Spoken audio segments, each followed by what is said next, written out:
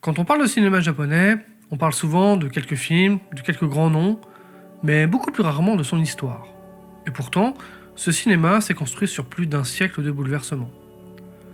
Entre mutations techniques, crises politiques, choix esthétiques forts et parfois radicaux, le cinéma japonais s'est souvent retrouvé à contre-courant du reste du monde.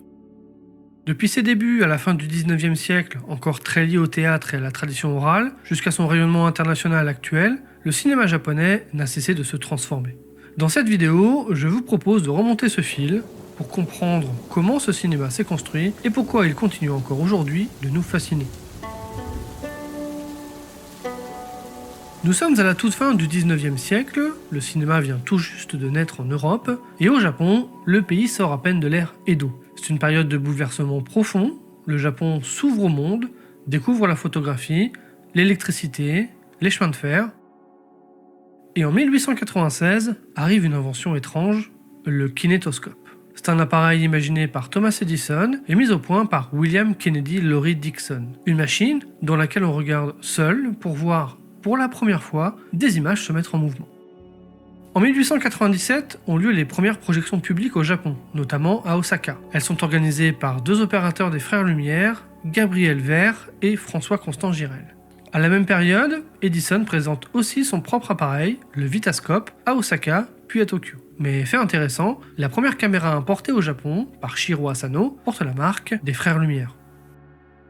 Pour l'instant, rien de très japonais. Le cinéma est perçu comme une curiosité scientifique, presque un tour de magie. Mais assez rapidement, le Japon ne se contente pas d'importer le cinéma. Il va l'adapter, le digérer et le transformer.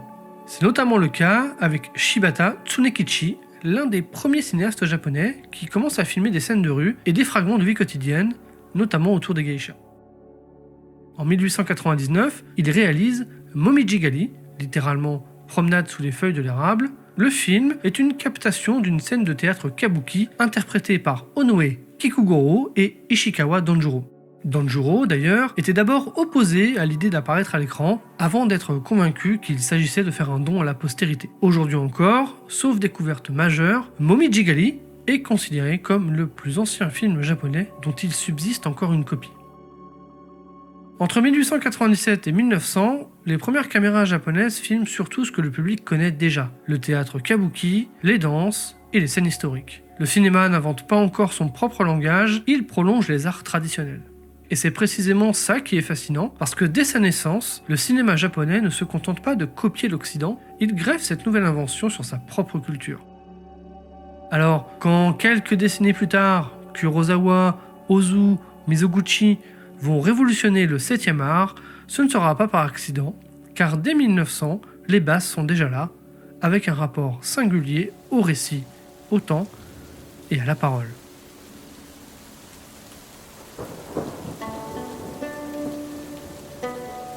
Au début du XXe siècle, le cinéma japonais n'est plus seulement une curiosité importée d'Occident. Il devient un outil culturel, un spectacle populaire et déjà un moyen d'influence. Un événement, souvent oublié aujourd'hui, joue un rôle déterminant, la guerre russo-japonaise entre 1904 et 1905. Le Japon en sort victorieux, et cette victoire, il faut la raconter, la montrer, la faire ressentir. Le cinéma devient l'un des outils de ce récit. On filme les départs de soldats, les parades militaires, et même des reconstitutions de batailles. Peu importe que les images soient parfois mises en scène, le public veut voir, comprendre, ressentir. Le cinéma devient alors un outil de propagande, mais aussi un média d'unité nationale. Et pour raconter ces histoires, le Japon dispose d'une arme décisive, les benshi.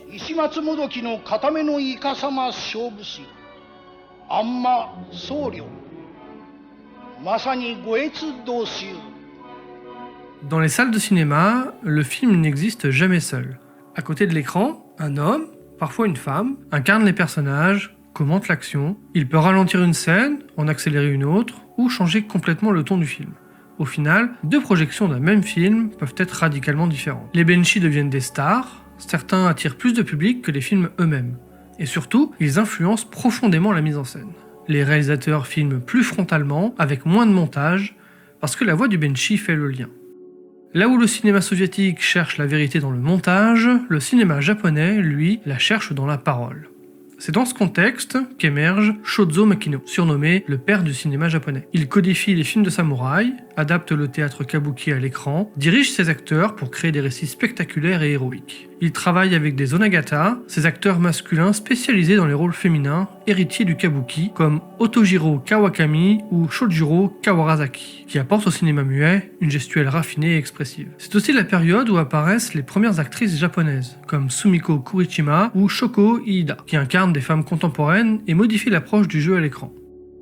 À partir des années 1910, l'industrie commence à s'organiser. Des studios apparaissent, la Nikkatsu, qui produit en masse et devient un pilier du cinéma populaire, puis la Shochiku, qui est plus bourgeois et tourné vers le drame intime et la modernité. À partir de là, le cinéma japonais se divise en deux grands territoires. D'un côté, le Jidaigeki, des films historiques, des récits de samouraïs inspirés du kabuki. Il parle d'honneur, de devoir et de loyauté, dans un Japon idéalisé mais toujours en dialogue avec le présent. De l'autre, le Gendaigeki, des films contemporains, voire urbains, mais surtout sociaux. On y parle de famille, de travail, de pauvreté et de modernisation. C'est ici que naîtra plus tard le cinéma d'Ozu. Le Japon regarde aussi ce qui se fait ailleurs. Les films occidentaux, le montage américain, le spectaculaire européen, les réalisateurs observent, imitent parfois, mais adaptent toujours. Le cinéma japonais ne copie pas, il absorbe. À la fin des années 1920, le cinéma reste muet et profondément lié à la narration orale. Mais les influences étrangères commencent à faire évoluer le rythme et les formes. Tout est en place pour les grandes transformations des années 1920.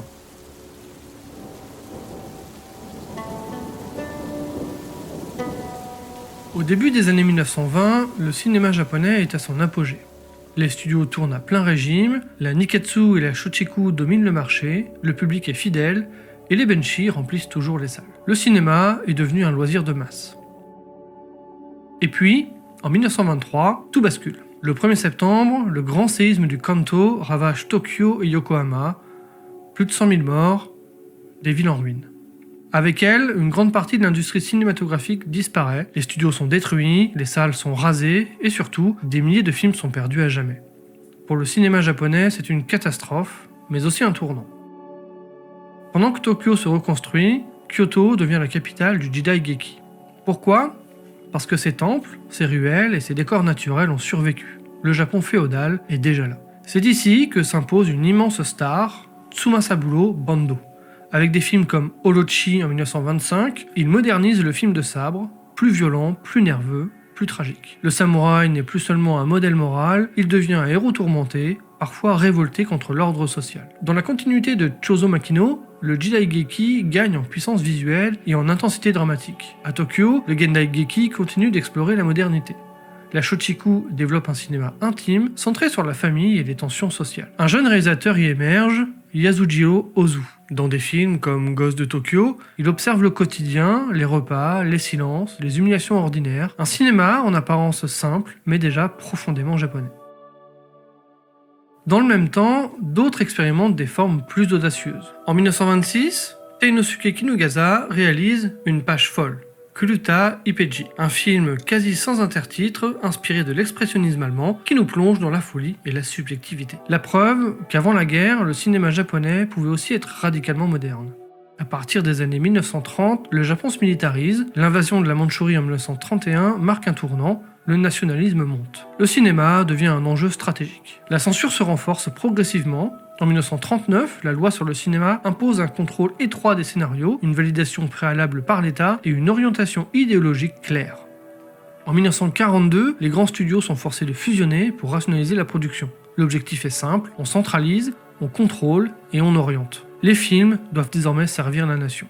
Certains deviennent ouvertement militaires, comme Hawaii Mare Oki Kaizen, connu en France sous le titre Les Volontaires de la Mort, ou La bataille navale à Hawaï et au large de la Malaisie, qui reconstitue l'attaque de Pearl Harbor dans une mise en scène spectaculaire destinée à exalter la puissance impériale. Mais le plus souvent, la propagande est plus subtile. On valorise l'endurance, l'obéissance et le sens du collectif. Le sacrifice devient une norme morale. Dans le film Il était un père, Shishi Aleki, Ozu met en avant la discipline et le devoir filial, des valeurs parfaitement alignées avec l'idéologie nationale. La guerre est partout, mais elle est normalisée.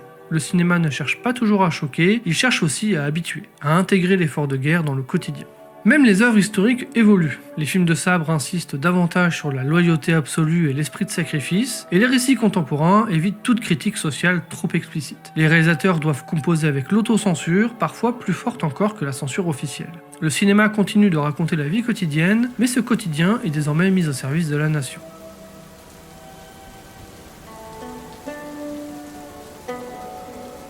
En 1945, le Japon est un pays vaincu. L'empereur renonce à son statut divin et le pays passe sous occupation américaine jusqu'en 1952. Cette occupation ne touche pas seulement la politique ou l'armée, elle touche aussi la culture et surtout le cinéma. Dès leur arrivée, les autorités américaines imposent une censure stricte. Interdiction de glorifier le militarisme, le nationalisme, les valeurs féodales ou l'esprit de sacrifice guerrier. En revanche, on encourage les films qui parlent de démocratie, d'individualisme, d'émancipation féminine ou de critique sociale. Le cinéma japonais doit donc se réinventer, mais dans un cadre idéologique imposé. Et pourtant, c'est précisément dans ce contexte contraint que naît l'âge d'or du cinéma japonais. Un nom s'impose très vite, Akira Kurosawa. En 1950, il réalise Rashomon, un crime, plusieurs versions contradictoires et une idée révolutionnaire. La vérité est subjective. Le film remporte le Lion d'Or à Venise, le monde découvre alors le cinéma japonais. En 1954, Kurosawa signe Les 7 samouraïs. Épique, populaire, humain, il impose une figure devenue mythique, Toshiro Mifune. Mifune bouleverse l'image du samouraï. Il est sauvage, imprévisible et physique, il transforme le héros en un être humain faillible. Son jeu influencera le western italien, Hollywood, jusqu'à George Lucas. À l'opposé de Kurosawa, un autre géant s'impose, Kenji Mizoguchi.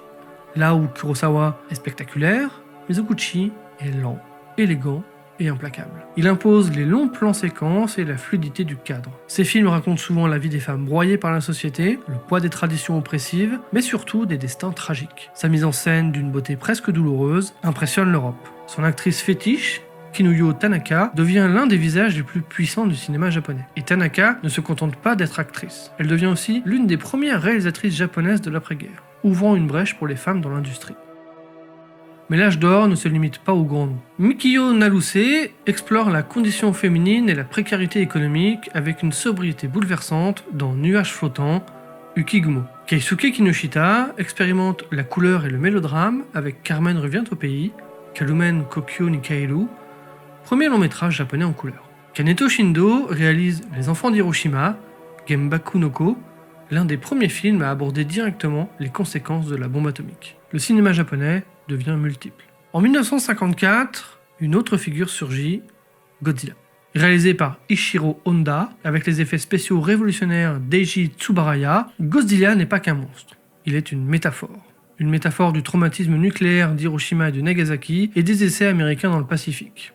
Le film est sombre, grave, presque funèbre. La musique d'Akira Ifukube donne au monstre une dimension tragique. Godzilla invente le kaiju eiga moderne. Mais surtout, il ouvre une voie mondiale. Hollywood s'en empare, le film est exporté, remonté, adapté, et des décennies plus tard, Spielberg, Del Toro et tout le cinéma catastrophe porteront son héritage. Godzilla prouve que le cinéma japonais peut transformer un traumatisme national en mythe universel. À la fin des années 1950, le système des grands studios commence à montrer des signes de fatigue. Le public change, une jeunesse plus urbaine apparaît, elle est désabusée et en rupture directe avec les figures héroïques du passé. Un nom cristallise ce basculement, Yujiro Ishihara. Acteur, chanteur, star médiatique, il incarne une génération influencée par le rock, par le cinéma américain, par une forme de révolte sourde. Autour de lui, le studio Nikkatsu se repositionne, il lance une série de films aujourd'hui connus sous le nom de Nikkatsu Action, des récits de gangsters, de marginaux, de solitaires violents. La mise en scène est plus nerveuse, la violence plus stylisée et l'influence occidentale assumée. Mais l'identité japonaise, elle, ne disparaît pas, elle se transforme. Le cinéma japonais regarde de nouveau vers l'extérieur, mais cette fois en pleine conscience de lui-même.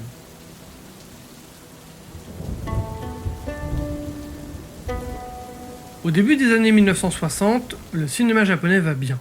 Même très bien. Les grands studios sont puissants, les salles sont pleines, et le Japon est respecté dans le monde entier. Mais justement, le problème c'est que tout est trop bien rangé. Le Japon de 1960 n'a plus rien à voir avec celui de l'immédiat après-guerre. Le pays s'industrialise à une vitesse fulgurante, les villes s'étendent, les campagnes se vident, la société change. Mais surtout, la jeunesse se politise. Depuis 1951, le Japon est lié aux États-Unis par un traité de sécurité que l'on nomme la NPO. C'est un accord qui autorise le maintien de bases militaires américaines sur le territoire japonais. Mais en 1960, ce traité est renégocié et révisé. Et cette révision déclenche une vague de manifestations gigantesques, des centaines de milliers d'étudiants, de syndicats et de citoyens descendent dans la rue. Le Parlement est assiégé et le Premier ministre Nobusuke Kishi est violemment contesté. On parle alors des Hanpo-tozo, les luttes contre la NPO. Le Japon est en ébullition. Mais au cinéma, cette révolte n'existe pas. Les studios continuent de produire des drames familiaux élégants, des films historiques maîtrisés, des récits rassurants. C'est là qu'apparaît ce qu'on appellera plus tard la nouvelle vague japonaise. Contrairement à la nouvelle vague française, il n'y a pas de manifeste, pas de revue fédératrice, pas de théorie commune. Le terme sera forgé par la critique après coup. Mais ces cinéastes partagent un point essentiel, ils attaquent de l'intérieur le système des studios qui les a formés. La plupart viennent de la Shochiku, le studio du cinéma familial et humaniste. Et 3 noms vont faire exploser l'équilibre. Nagisa Oshima, Yoshishige Yoshida et Masahiro Shinoda. En 1960, Nagisa Oshima réalise Conte cruel de la jeunesse. Un film brutal et dépourvu de morale. Il suit 2 jeunes marginaux qui manipulent, arnaquent, détruisent, sans idéal et sans espoir.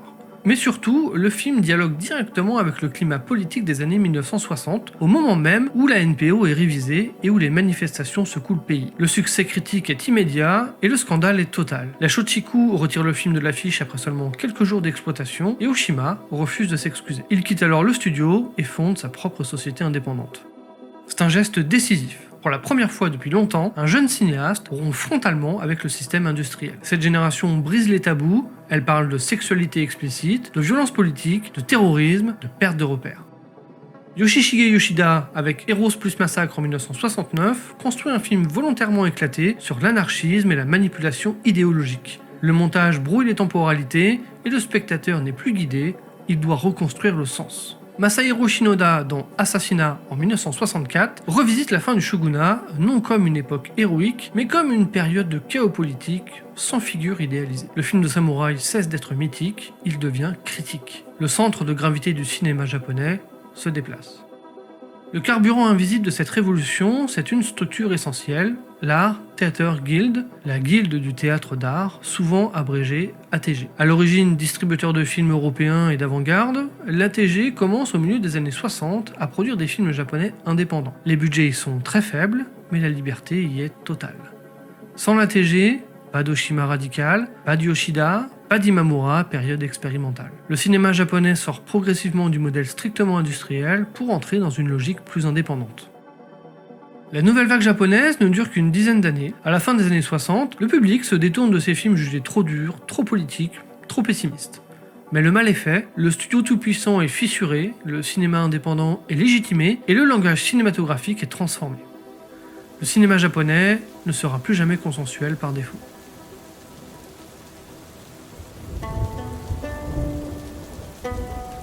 Si les années 60 avaient porté une révolte bruyante, frontale, presque euphorique, les années 70 au Japon ressemblent davantage à un retour de balancier.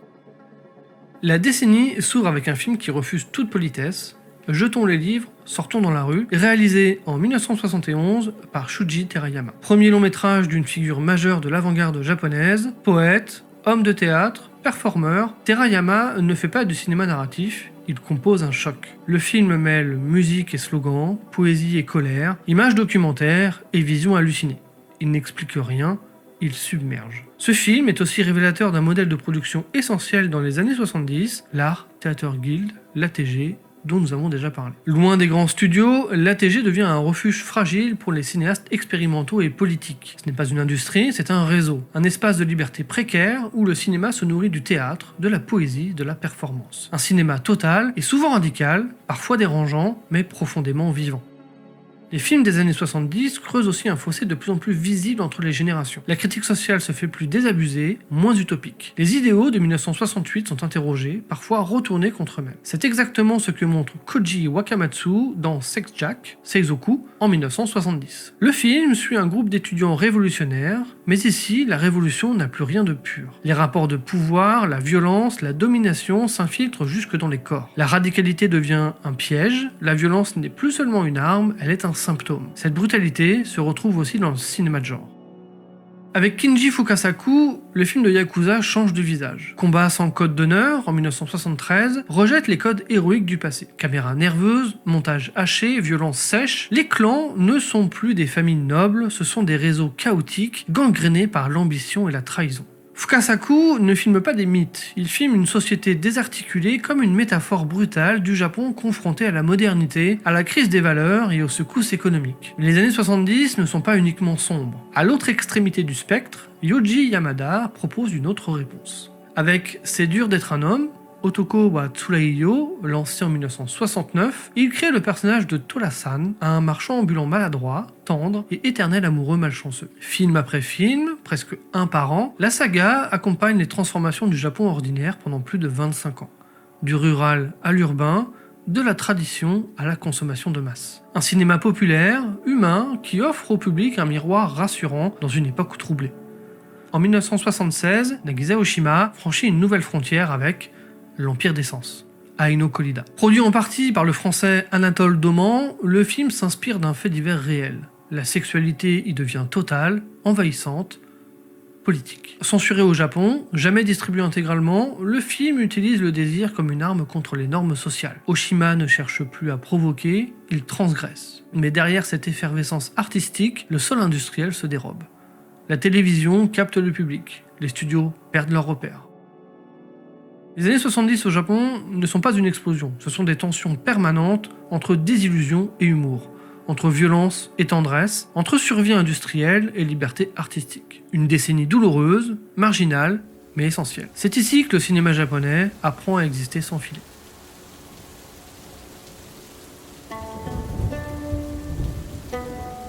Au début des années 1980, le cinéma japonais vit un moment historique, mais pas glorieux.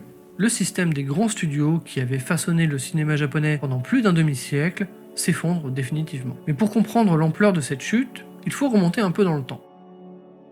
Depuis les années 1920-1930, le cinéma japonais s'est construit autour de quelques studios ultra puissants. La Shochiku, spécialiste des drames familiaux et du quotidien, la Toho, plus spectaculaire, tournée vers l'export, la Daiei, moteur du cinéma d'auteur d'après-guerre, et la Niketsu, qui finira par se reconvertir dans l'érotisme soft pour survivre. Ces studios fonctionnent comme de véritables usines à films. Réalisateurs sous contrat, acteurs maison, techniciens salariés, genre bien identifié. C'est ce système qui a permis l'émergence de figures majeures comme Ozu, Mizoguchi ou Kurosawa. Mais il repose sur une idée simple, le cinéma est le loisir central du Japon. Or, à partir des années 1970, cette idée s'effondre. La télévision explose et le public déserte les salles. La jeunesse ne se reconnaît plus dans les films produits. Les studios tentent de survivre, parfois maladroitement, en multipliant les séries à la chaîne, les genres ultra codifiés ou les films érotiques. Mais au début des années 80, le verdict tombe, le modèle industriel est à bout de souffle. Le cinéma japonais ne disparaît pas pour autant, il change de forme. Les grands cinéastes de l'après-guerre continuent de tourner, mais ailleurs ou autrement. Akira Kurosawa en est l'exemple le plus frappant. Après plusieurs échecs commerciaux au Japon, il ne parvient plus à financer ses films. Kagemusha, en 1980, n'existe que grâce au soutien de producteurs américains comme Francis Ford Coppola ou George Lucas. Ran, en 1985, est une coproduction franco-japonaise financée en grande partie par Serge Silberman. Ironie de l'histoire, ce film, aujourd'hui considéré comme un chef-d'œuvre, a bien failli ne jamais voir le jour, faute de financement japonais. Le Japon entre alors dans une ère post-studio, éclatée, fragile, mais créative. C'est dans ce vide industriel qu'émerge une figure centrale, Takeshi Kitano. Kitano n'est pas un enfant des studios. Il vient du manzai, le stand-up japonais, puis de la télévision. Il est humoriste, provocateur, omniprésent à l'écran, et personne ne le prend au sérieux comme cinéaste. Jusqu'à Violent Cop en 1989.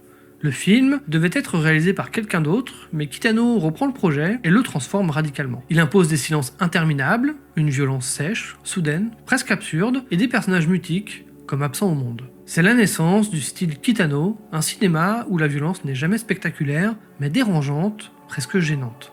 Dans les années 90, il enchaîne avec Sonatine, Kids Return, Anabi. Il filme un Japon fatigué, désorienté, où les liens humains se dissolvent, où les personnages semblent déjà à moitié fantomatiques. En parallèle, un autre cinéaste devient fondamental, bien que longtemps sous-estimé. Shinji Somai. Avec Typhoon Club, en 1985, il signe l'un des films les plus bouleversants sur l'adolescence japonaise. Pression scolaire, compétition sociale, incapacité des adultes à comprendre la jeunesse, les adolescents y sont livrés à eux-mêmes, enfermés dans un système sans respiration. Dans les années 90, les thèmes dominants du cinéma japonais deviennent l'impossibilité de communiquer, la solitude, l'effacement des liens sociaux, la perte d'identité. On les retrouve chez Hirokazu Koreeda, qui observe des familles disloquées, chez Shunji Iwai, qui filme une jeunesse mélancolique, chez Kitano aussi, avec ses personnages figés, presque déjà absents. Et à la fin des années 90, un genre longtemps méprisé explose soudain, le cinéma d'horreur japonais. Ring, Cure, puis Ju-On rencontrent un succès mondial. Ces films parlent directement des angoisses de l'époque, technologie qui isole, maisons vides, familles absentes, fantômes comme métaphore de traumatisme non résolu. Le fantôme japonais n'attaque pas, il attend, il contamine le réel. Des années 80 aux années 90, le cinéma japonais perd ses studios, perd ses certitudes, perd ses récits collectifs, mais il gagne autre chose, une liberté formelle, une diversité de voix et une capacité unique à raconter le malaise moderne.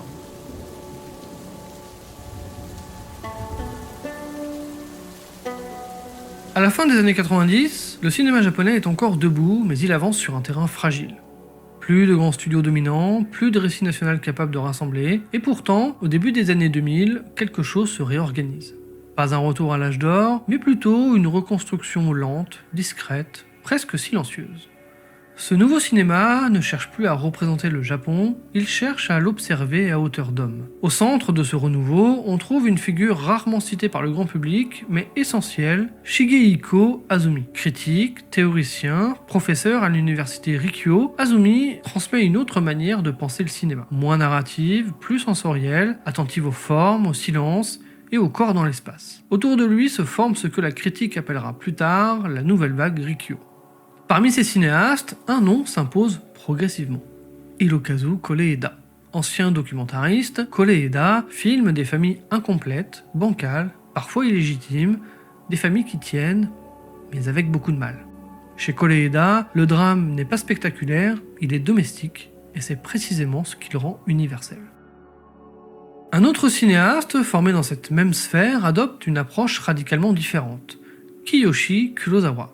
Aucun lien avec Akira Kurosawa. Longtemps associé au cinéma d'horreur, Kurosawa utilise le fantastique comme symptôme, une contamination, une disparition lente des repères.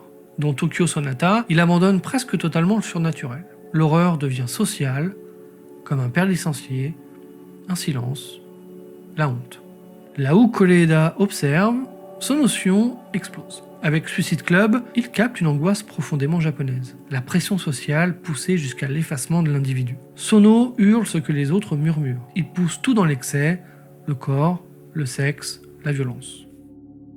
Dans un registre encore différent, Naomi Kawase construit une œuvre intime, sensorielle, presque organique. Elle filme la filiation, la mémoire, la nature et la disparition. Son cinéma échappe au genre dominant et trouve une reconnaissance internationale rare. Cette période marque aussi une évolution lente mais décisive, la place des réalisatrices dans le cinéma japonais. Longtemps marginalisées dans une industrie profondément masculine, elles restent minoritaires, mais leur présence devient enfin visible à partir des années 2000. Naomi Kawase ouvre une brèche, mais derrière elle émergent d'autres voix, comme Miwa Nishikawa, ancienne assistante de Koreeda, qui filme avec une lucidité cruelle les hypocrisies sociales, la lâcheté morale et les tensions invisibles au sein de la famille japonaise. D'autres réalisatrices, comme Yuki Tanada, s'intéressent à une jeunesse féminine précaire, isolée, confrontée à un modèle du travail instable et à des normes sociales étouffantes. Ce cinéma féminin n'est pas un cinéma à part. Il prolonge et approfondit les mêmes obsessions que leurs homologues masculins, la solitude, la transmission brisée, la difficulté d'exister dans un Japon post-industriel. La différence, peut-être, tient au regard. Plus intime, plus frontal parfois, et moins enclin à masquer les violences ordinaires sous le silence ou la pudeur. Aujourd'hui, au Japon, un film est rarement produit par un seul studio. Leur système de financement est appelé des Production Committees. Il s'agit d'un consortium d'entreprises où tout le monde investit et tout le monde se partage les profits. Ce sont principalement des chaînes de télévision, des éditeurs de manga, une maison de disques, une agence de talent ou un distributeur. C'est un système très sécurisé, mais aussi très prudent. Parce que quand on dilue le risque, on évite les paris trop audacieux. Résultat, beaucoup d'adaptations de mangas, de romans à succès et de déclinaisons de séries télé. Le marché intérieur japonais est suffisamment fort pour faire vivre l'industrie. Le Japon n'a pas besoin d'exporter massivement pour survivre. Chaque année, plus de 600 films sont produits, mais la majorité reste destinée au public national. Côté récompense nationale, l'équivalent des Césars ou des Oscars, ce sont les Japan Academy Film Prize. C'est une vitrine importante, mais surtout industrielle. La reconnaissance artistique, elle, passe encore beaucoup par Cannes, Venise ou encore Berlin. C'est souvent à l'étranger que le cinéma d'auteur japonais continue d'exister symboliquement. Et puis, il y a la technologie. Elle est omniprésente. Téléphone, écran, réseau. Dans le cinéma japonais contemporain, la technologie ne rapproche pas, elle isole, elle pousse au silence. Depuis les années 2000, le cinéma japonais n'est plus triomphant, mais il est lucide. Il ne crie plus, il observe.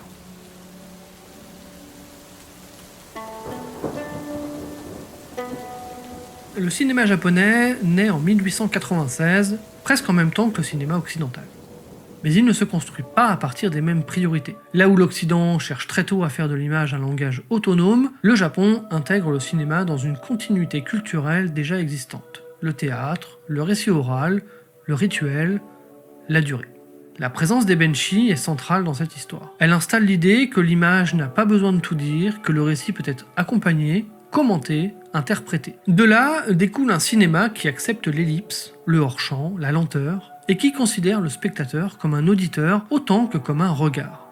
Cette logique traverse toute l'histoire du cinéma japonais. Même sous la contrainte, industrielle, politique ou idéologique, il privilégie rarement l'affrontement direct. Il observe, il détourne, il suggère. Ce cadre formel, souvent perçu comme rigide, fonctionne en réalité comme une structure de résistance. Il permet au cinéaste d'interroger de manière récurrente la place de l'individu face au groupe, face à la famille, face à la hiérarchie, face à la violence contenue et au silence social. Aujourd'hui encore, dans un monde saturé d'images et de discours explicites, le cinéma japonais continue de filmer ce qui échappe, ce qui se tait, ce qui manque. Un cinéma qui ne cherche pas à convaincre, mais à accompagner, et qui, lorsqu'on lui laisse du temps, continue longtemps de travailler le regard.